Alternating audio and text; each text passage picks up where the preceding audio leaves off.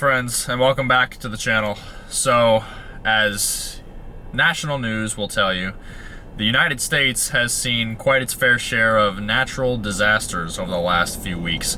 It's October 13th, 2024, and we have just endured the wrath of Hurricane Milton, and the eastern coast of the United States has just endured the wrath of Helene. And let me start off by saying I hope that everybody who is able to watch this video is doing okay. I know that a lot of us have lost everything, and I don't even want to try to fathom what some of these people are going through right now, because some of the pictures I've seen online are absolutely horrendous. But I've been fortunate enough to make it out of this one okay. I've spent the last few days myself cleaning up our personal properties from the damage that we've endured, but we have been fortunate enough to get out of it okay. And for that reason, I want to try and give you guys a look at what the railroad does when Mother Nature strikes their operations. I've seen quite a few interesting things online as for what CSX in the Central Florida area, who got hit in a different way to us by Milton, has been doing ever since. This is about 3 days after the storm officially hit. Milton hit us. We live a lot further south than the things I'm going to show you today, so we got a lot of wind damage, but up here they got a lot of rain. Most of the rain from Milton was on the north side of the storm, so these guys endured a lot of flooding, and CSX even endured a couple of washouts closer to Lakeland. Now, as for Helene, that devastated North Carolina and many other places on the East Coast in that area with flooding. And in this video as well, I want to show you a few clips of the CSX Clinchfield route, which a lot of people are up for debate on whether they're going to even restore or not, because there's reportedly over 30 miles of track on that very expensive line that have just been totally washed away. And I visited that line with my buddy Andrew last Christmas of 2023. So even though I didn't visit many of the places that got washed out by that storm, there's a number of shots that I got on that trip that I probably won't be able to see again. And the fact that we had just went there, I mean, not even a year before that line got totally devastated, is just, it blows my mind, because it was just off chance that we chose to go there that year. As it stands now, the very few trains that run that route already have been since rerouted elsewhere. So at the very least, for a very long while, operations on that line are going to be heavily altered. Even just on my way here today, I'm having to play it safe, because we're still kind of in that gray area of time after the storm that we don't know which places. A lot of these communities that I've passed through on my way up here have had no electricity still, no gasoline. I've got a full tank of gas. I'm lucky enough to be out here now, but I still gotta play it safe with what I do today. But to the best of my ability, I'm gonna try and spend this afternoon to follow CSX in some of our frequented areas to see some of the damage and operations that they are now doing as a result of the damage from Milton. SXW 240 down southbound, lead motor 765, medium 8, road signal indication.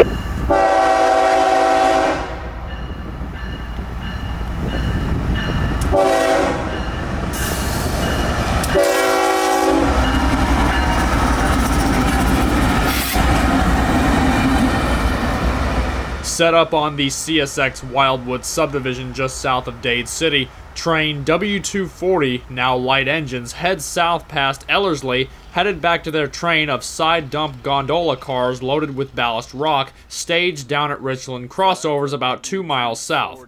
This train of ballast rock and many others have been brought down here since the storm to assist in repairing areas that have been washed out or are in need of resurfacing.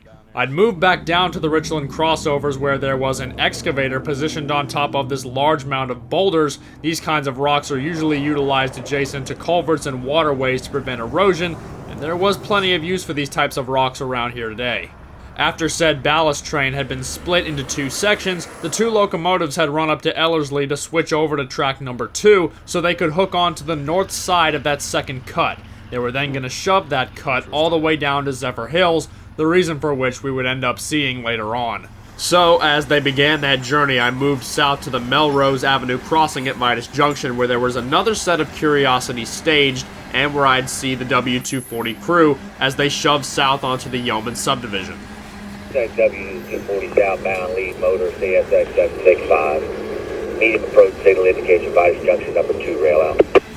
The side dump gondolas have pneumatic controls that allow the base of the car to lift up and over to one side to manually dump its load over one side of the car.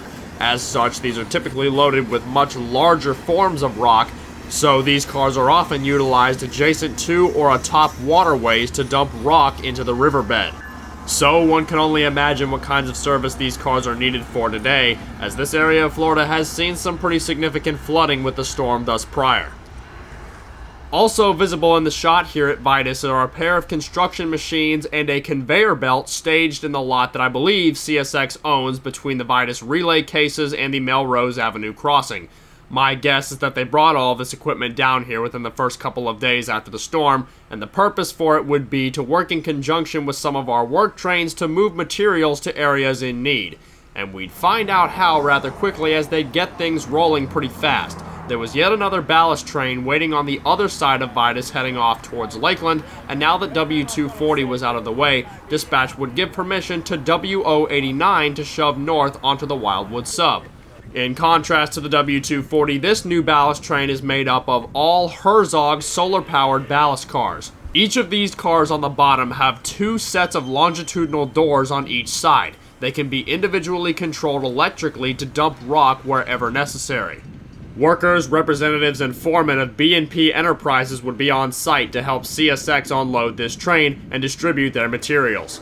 Permission was granted now that W240 was out of the way for WO89 to shove north onto the Wildwood subdivision and begin lining up some of these doors with the conveyor belt so they could unload the train.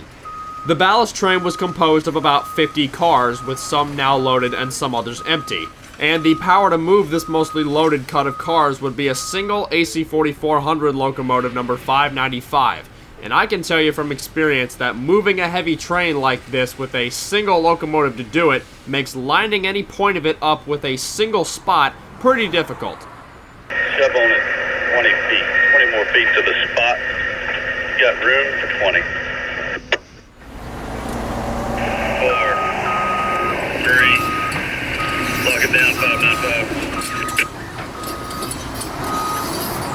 Just stop on that 595. They're saying this is loaded. 595, stop. Stop it. Once the next bay to be unloaded was centered with the conveyor would be started and the bay opened to allow the rock to dump onto the belt. All of the rock would then begin to dump off the high end of the conveyor directly into the bucket of their front end loader, which they'd be using to move this rock over to a much larger pile that they were creating right next to the Vitis signals. When the front end loader was not beneath the dumping belt, it would subsequently create a pile of rock at the bottom that the front end loader would then take from when it was again available to create the rock pile further away. All of the rock being unloaded here is granite, in particular what's known as number 4 granite. The number 4 is representative of the coarse and thickness of the stone. Number 4 granite is the most common type of rock found in railroad ballasting. It's coarse enough to provide good support and drainage, but not so thin as to be easily crushed or clumped together and not allow the tracks to move if necessary. As all of this was happening, multiple B&P dump trucks would show up via Chancey Road and pull off to the side right before our cutoff here, as I would come to find out later that these dump trucks were taking material from this centralized loadout point here at Vitis and distributing it all around to places that were in need of rock to fill in washouts or resurface weakened areas of track. I'll admit this is one of the most interesting operations that I've seen in this area in quite some time, especially to be seen integrated at a location that is otherwise fairly mundane in regards to the practices and action that you can see here. I'd sit here and watch the process myself for a good hour or so before moving on to other places, but before we do that, let's take y'all back to December of 2023. This was when we took our trip to CSX's Clinchfield route and the Kingsport subdivision, and we'll showcase to you a few of the places we visited and a few of the trains that we saw that nowadays, after the events that have occurred, may never be the same again.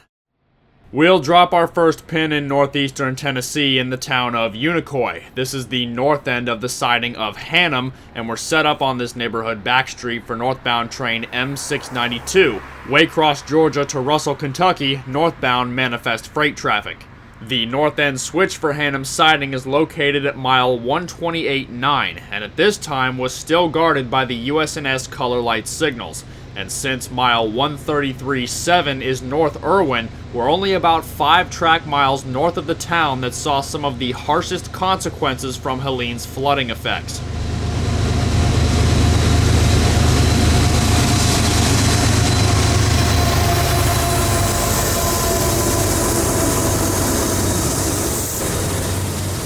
Even as it stood before the storm's passing, the Clinchfield route did not see a lot of daily trains. 692 and its counterpart 693 were about the only 2 trains you could count on seeing sometimes, only sometimes, in daylight each day.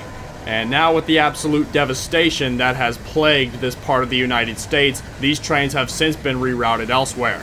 These are just some of the photos that I found online of the various communities in eastern Tennessee and eastern northern Carolina that have suffered the consequences of Helene's flooding. Though my delay in getting this video put together does leave me now with some answers to various questions we had before. Probably the biggest one being as to whether CSX was even going to consider rebuilding or restoring the parts of the Clinchfield that were washed away, as reportedly, over 30 miles of the main line had been completely washed away from the storm. For the record, the Clinchfield Railroad, that is now the present-day Blue Ridge and Kingsport subdivisions on CSX, was the costliest railroad to date to have been built upon its completion in 1915.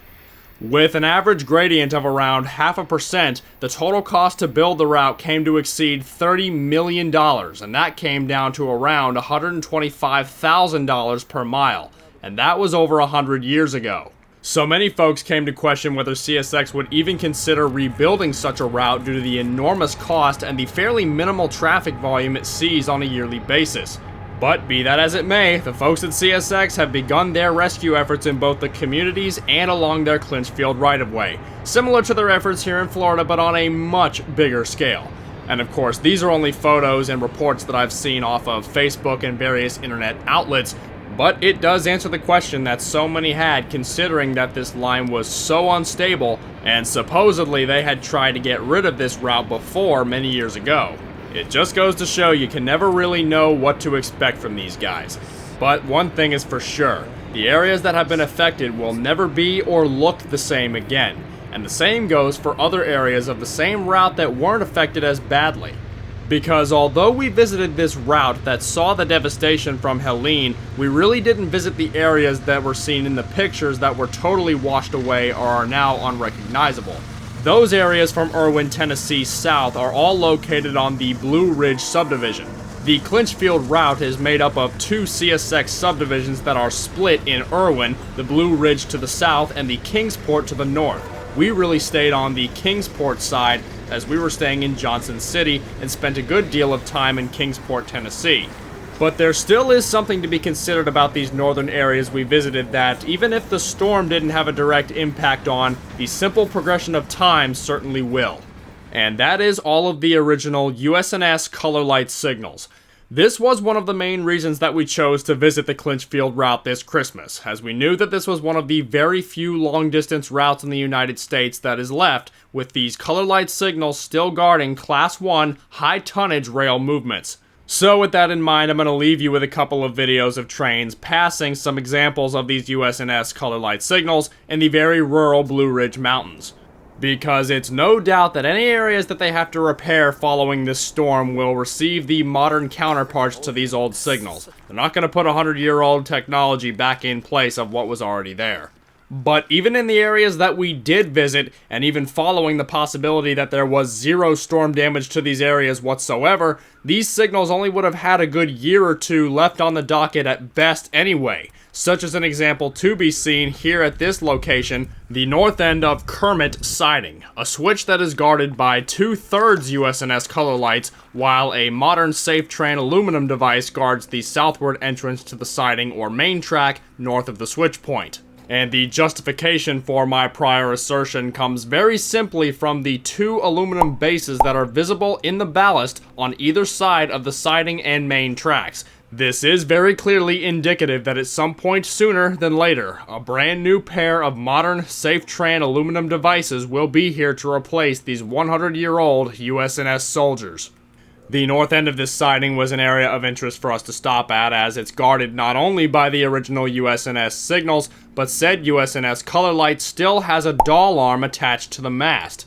Some of you veteran railroaders will recognize these. The doll arm is indicative of a track intervening between the signal's physical position and the track that the signal is governing. So in this case, while the physical signal mast is positioned to the right of both the main and siding tracks, the signal is governing the main track all the way on the left. So simply put, the big mast guards the main, and this dwarf signal guards the siding.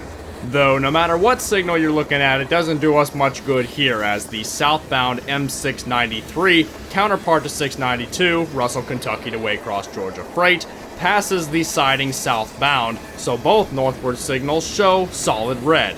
Do not pass, because there's a train right here. Now, the very small signal mounted on the ground to the left of the mast is what's called a dwarf signal, and these very small apparatuses used to be commonplace, utilized in areas like this where speeds are slow and sight lines are short, commonly at siding exits such as here. The very small signal allowed for ease of maintenance and as not to take up too much space in tight areas such as rail yards. And while there are modern-day counterpart versions of dwarf signals still utilized in some areas on CSX today, they are rather uncommon signal types to be found, and these USNS versions are certainly on their kill list, effectively sealing the fate of all the signals pictured at these 2 locations, this second spot being the next siding north of Kermit, now in southern Virginia. We're at Fort Blackmore, this being the southern end of the siding of Starnes. Still on the Kingsport sub, this northbound train would be some L200 symboled local job that for some reason I remember wasn't supposed to be up this far. I forget the exact reason why, but this train wasn't supposed to be north of Kingsport for whatever reason, though it was a nice catch considering that it would make for one of only 2 trains that we'd see at this spot in a good few hours, and as remote as it is up here, we had no cell service in the entire time we were out here.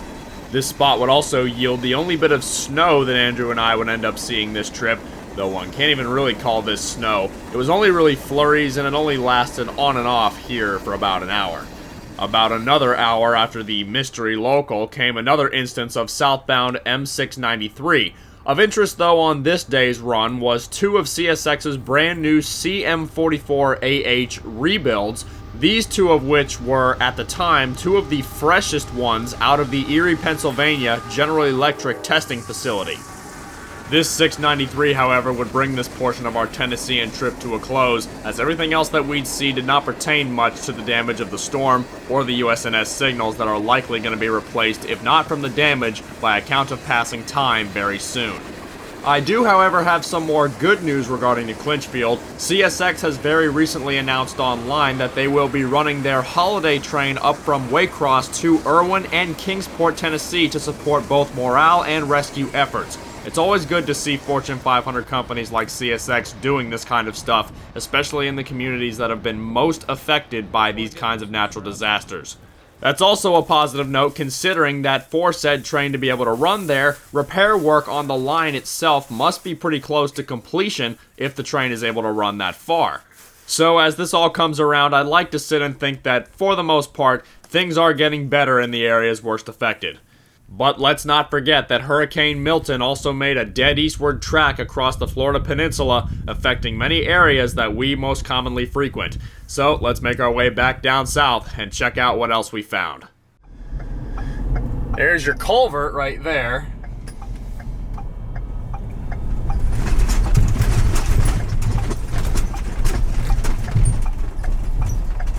That is a full-sized washout. We are just south of Central on the S-Line Yeoman subdivision.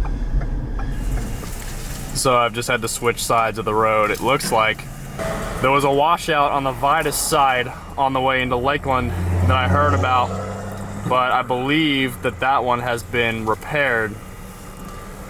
but this one is new. You can also tell that at one point there was a steady stream of water right across the road. So you can see all the grass is combed that way, plus all the debris that's caught up against the wire link fence. That's a car bumper in the woods. So it is pretty simple to figure out how this roadbed washout occurred. When the hurricane came into Florida, making landfall around Sarasota at Siesta Key, that sent most of the rain mass north of the storm, affecting the greater Hillsborough, Pasco, and Sumter County areas.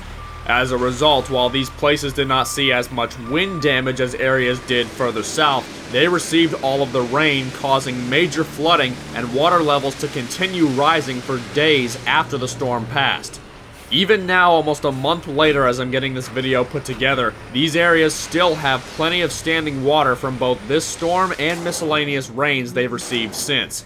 And many of these low-lying wooded areas became the primary areas for flooding to occur. And since CSX runs right through a swampy region right here, water likely built on both sides of the track, running over the road steadily at one point like I covered. And even though there is a set of 4 culvert pipes that go beneath the track about 100 foot south of the washout, clearly they were not enough. Water pressure built, and the roadbed washed out at the weakest point about 100 foot north.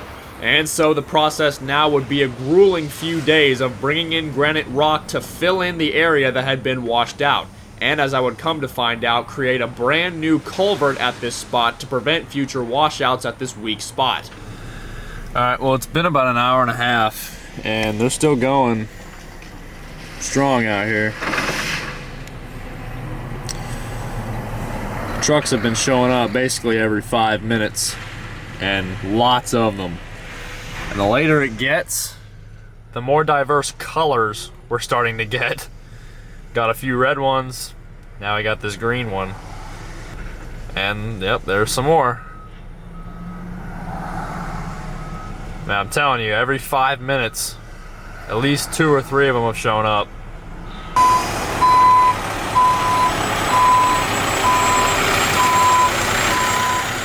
I would sit roadside for about 2.5 hours watching this very interesting process, but overall it became pretty mundane. Dump trucks would come in about every 5 minutes, dump rock, it would get spread, before the next load would come in, get spread, and repeat. Though one of the first pipes for the new culvert did arrive by flatbed truck about 30 minutes to sunset, but I wasn't going to stick around terribly late because once again there still wasn't a lot of gasoline available at public gas stations to get myself home, and I did want to make my way back up to Dade City before the sun went down and I had to go back south, so I'd move on just before sunset. And this is exactly the point that W240 crew had shoved their train to. They could not go any further than this washout for very obvious reasons, but they were going to utilize this train eventually to fill in this washout and see the culvert filled in. Remember these big chunks of stone in these side dump cars, we'll see them again later.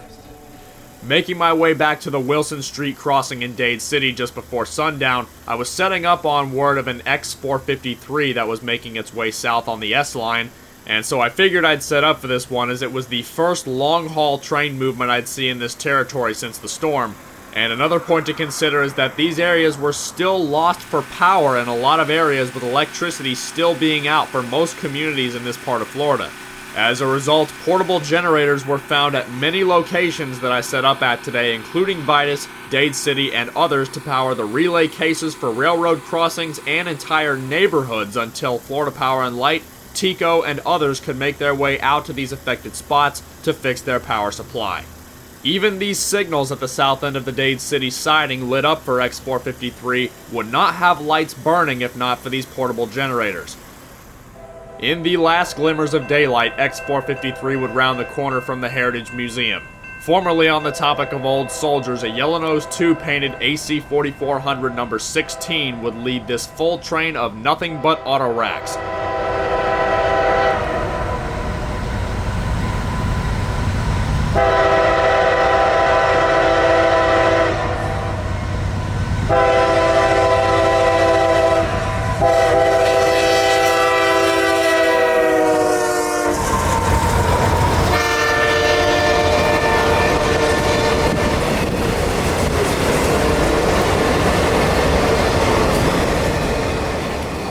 With the symbol changes CSX brought to their system in 2022, the X prefix can now mean anything from extra to unusual time or consist blocks, and in this case it could mean any of the above, including we just had a natural disaster train. These 7,000 feet of auto racks this guy was pulling tonight could very well just be makeup work from the day or two that CSX couldn't run them while the storm was passing through. It's also hard to say if all of these auto racks are bound for one place. These racks could be bound for any of the 3 major Floridian automobile distribution centers, those in Orlando, Tampa, and West Palm Beach. Who's to say which one it is? All I know is that there's a train here, so I turned on the camera. Pretty soon, though, I'd turn off the camera and the radio, as 453 would clear me at Dade City, and there was practically nothing else lined up on the S-line for the rest of the night. And this also wasn't the night to be playing Gambling Man with all of the resources that were still in short supply. So at that point, I'd pack up the Explorer and head back south. But a good few weeks later, after a good bit of cleanup at the museum and some pumpkin patch festivities, we'd find ourselves back out by the S-line with my buddy Christian on November 9th, and I made a point this day to revisit the area that the washout had occurred, because it was evident that within a few days of me filming the initial content, they had repaired pretty much the entirety of the area. And sure enough, pulling back up to that central private crossing, looking down the S-line southward, you'd never know that there was ever a washout here. Considering now, though, that I work on a railroad, I know how much rock it took to fill in a washout like this, and it blows my mind that there's a company out there with the money and resources to allocate such a project. And these areas still don't hold a candle to the damage incurred on the Clinchfield side and the rock and resources that must be allocated to those areas to get trains running through the mountains again. Southbound mixed manifest train for Tampa M441 would also be coming down the S-line as we took a look at the finished product, and this would give us a chance to see what a train looked like rolling over the track now that the structure has likely been improved. Taking a look at the final product, CSX and crews did take into account that this area was likely weakened and that it was at risk of potentially washing out again with a similar storm in the future. So they would take the time to put in new culvert pipes underneath the track at the area washed out. As compared to the original culvert to the south, these 3 new pipes also have a much wider diameter to allow more flow of water so that pressure doesn't build and wash the track out again. They've also dug a trench to connect these pipes to the initial culvert path. And to prevent erosion of this new trench, they've lined it with those large granite boulders that were on those side dump cars on the W240 Ballast train.